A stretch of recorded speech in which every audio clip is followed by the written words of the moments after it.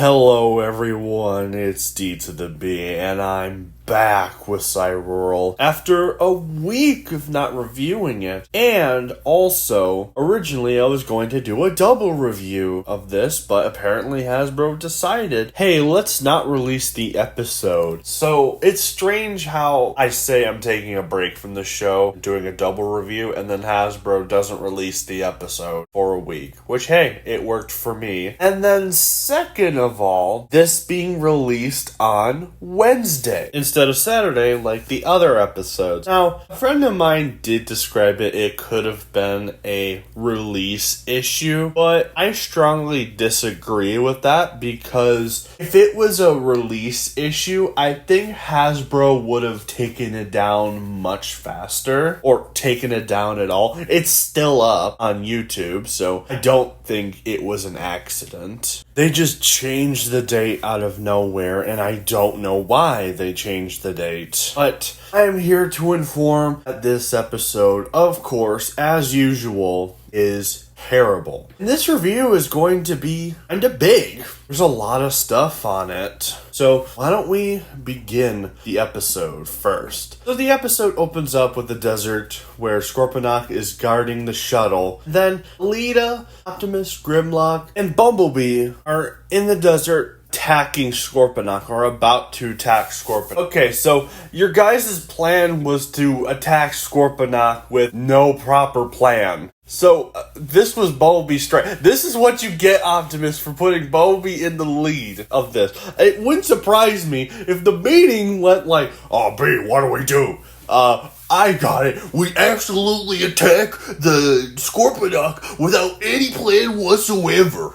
You're a genius. This has to be on number 3 of the list of 100 stupidest plans that I've ever seen in my life. This is number 3 out of 100. Which makes you think, why did you put B in charge? Were you just too lazy to actually think of a plan by yourself? So you're like, just have B do it. It's fine. It's such a stupid plan. What were you thinking? You guys don't have the numbers or the firepower to take on a mad titan like Scorponok. You all are idiots for doing this dumb plan. Alita says, this is a far cry from the ocean. Then we see B just driving and then transforming and saying, I don't like sand. It's coarse, rough, and it gets everywhere. Oh, okay, I'll give you that, show. Thank you for the prequel reference. That was a good reference. But at the same time, the people who complain that it sucked in the Attack of the Clones are gonna go like, oh, it's way better in Transformers Cyberworld. And then Optimus says this. Stick to the plan. Grimlock and I will draw aggro. You two try to find the weak spots. Sure wish we got a hold of those tech specs before this. Once you find them, B, you give him everything you've got. We need to take Scorponok down quickly and secure the ship. None of us have the tires to keep this up for long. I don't even have tires. We are counting on you, Bumblebees. This is still a dumb plan. What were you guys thinking? It is so obvious that you're going to lose this fight. It is so obvious because you've thought of not a really good plan. You didn't bring any weapons because, especially since you were building up, finding some sort of device or weapon to help handle Scorponok, but you just decided, oh, screw all that. We're gonna go on him head on. And people are gonna go, but D to the B, they had Grimlock. That's a pretty decent advantage. Grimlock is not even half the size of Scorponok. What are you talking about? This plan is a complete waste of time because they just decided to get too lazy and just throw action in front of us with no proper plan of any kind to possibly help. Maybe if they thought of a better plan, had better weaponry, maybe I would accept it as, oh, they tried, but they'll get them next time. But they're like, nah, let's just go head on. It's a great idea, guys. Optimus then jumps off Grimlock and begins to start attacking him, where then Grimlock also joins in on attacking Scorponok. He's frozen for a bit, Scorponok, but then Grimlock starts bragging like an idiot, and then Scorponok swats Grimlock like he is nothing. So yeah, this is what happens when you don't plan a strategy that possibly could be effective to a mad Titan Scorpion that is protecting the thing that you are looking for. D the B, shut up! We're done with this! We need to take control back! You're not trashing our peak show anymore! We are revolting! We are sticking to the opinion that it's peak and you can't stop it because of the cat show and you just stop criticizing it! To be honest, guys, I don't even know why the Cyberworld fandom keeps fighting that it's peak and telling everyone it's peak. People with a common sense brain can obviously see the many problems with it. Even some people who like the show and can admit that it's not perfect, but it's enjoyable. Like, this whole thing of peak has to stop. Like, are you Cyberworld fans, especially Common Cam? Are you scared that you'll have another loss for credibility? Because you already lost credibility with Earthspark. Are you scared that Cyberworld is going to be your next loss? Is that why Common Cam created the argument that it's a kid's show so we shouldn't criticize it? Is that why? Because are you scared that we're going to break it down and rip apart and realize all the issues with the show? It just makes you think, why do they keep preaching so loud?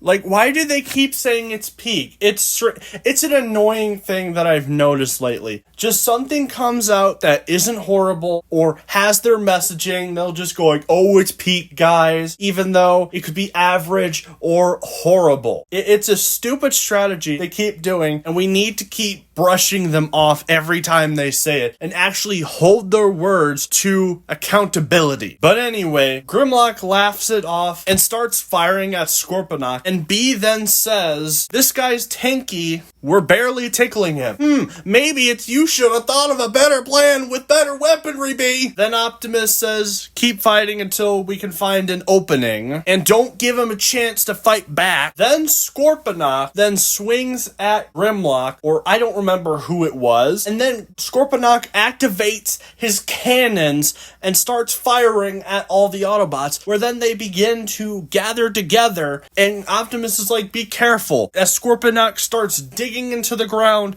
and Optimus says, I've seen this before, and then Scorponok just bursts out of the ground under Grimlock, and Grimlock goes flying, and then Scorponok tries to kill Grimlock, but then Optimus's axe blocks it, and then Grimlock says to Optimus as he lands on the ground, You're pretty good with that thing. It can be handy sometimes. which then the Autobots start attacking Scorponok again, where then B is driving and drives off of a rock to give him an advantage to get on Scorponok's back, which he succeeds. And then also in the background, Alita is fighting Scorponok, and she's doing this annoying little sound effect.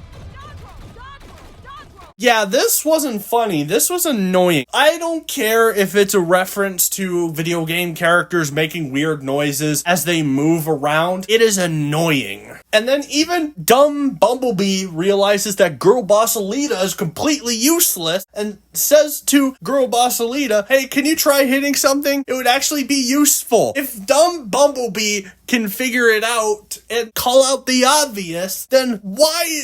I hate this show so much. Bumblebee is supposed to be the dumb character out of all of them. And a character like Girl Boss Alita is apparently supposed to be way smarter than Optimus and Bumblebee in this show because the writers said so. And even idiot Bumblebee is saying that maybe you should actually try hitting it instead of just doing annoying sound and rolling around. And then Scorponok tries attacking B with his tail, but fails. And then Alita, with her girl bossness, is like, yeah, my idea's working better. Even though you're not doing inflicting damage. You are useless. You're all useless. You all suck. But then Bumblebee finds an opening and tries to open it up while all the other characters are fighting. And Bumblebee shoots at it. And Bumblebee's like, I found the weak spot. And it seems that Scorponok has deactivated, but of course he reactivates immediately and then begins to do something that would be an epic build-up and reveal for the show. It might actually cause more damage than his Scorpion mode. Scorponok transforms for the first time in the show. And you would be like, what cool battle could the Autobot struggle with now knowing that he can transform? Let's see, Scorponok grabs B and then does a wrestling type move with him and then transforms back into Scorpion mode. What? What was the point of transforming to begin with if you were just going to change back into Scorpion mode 10 seconds later? I think it's even 5 if I'm not mistaken. But then the Autobots start attacking again. Optimus helps boost Alita to attack Scorponok's head, where she finds another weakness for Scorponok, and she starts going like, leave my friend alone. And Scorponok's shrieking in pain, and Grimlock is using his dino hand to set Scorponok on flames, and he's like, it's actually working. And then Scorponok grabs Alita and throws her aside. And it's just like, okay, why didn't you do that earlier for B, you idiot? Like, what was the point of that dramatic transformation and then switching back immediately if you could do the same thing in your Scorpion mode? Then Scorponok starts using his saw on Bumblebee, and Alita's trying to help B get the saw off of him. And then Grimlock launches Optimus and tells Optimus to strike at the weak point, and Optimus tries striking it like multiple times, and we get to see Bumblebee getting the injury of getting cut by Scorponok, and it goes back and forth, and I'll say, they actually did some damage to B, surprisingly. I was actually shocked. Granted, the way that he's damaged, he should have more of an injury.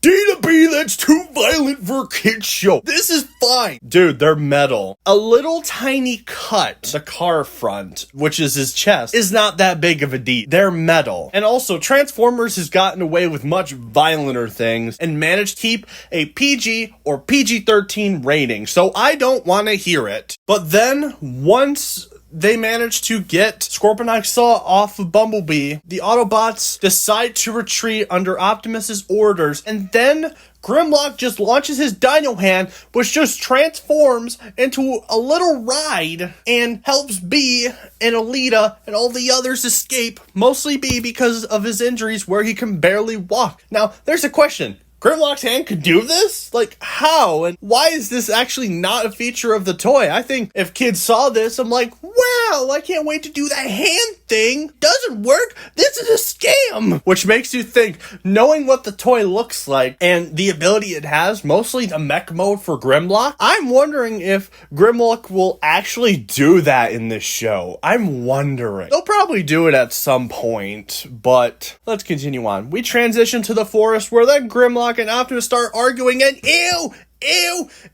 why is this a thing? Dude, these look awful. Like, what were you thinking giving them mouths? Like, I'm open to Optimus having a mouth in multiple continuities if they establish it ahead, but his mouth or his face is reminding me of Earthspark Optimus, which is also disgusting. So why is this a thing? And then also, Grimlock is somehow even worse, and I just can't stand it. Like, it is ugly. But anyway, Grimlock and Optimus start arguing about how they barely could have survived, and Optimus is trying to explain to Grimlock why he needs to stay with them, because Grimlock, in the end, decides to leave because he can't handle them. Also, I forgot to mention, Snarl comes in at last second to face Scorponok to buy them some time. But anyway, Grimlock then decides to leave and says he's going back to the Decepticons. Yeah, sure, Megatron will definitely take you back after you backstabbed him and helped Optimus try to beat him in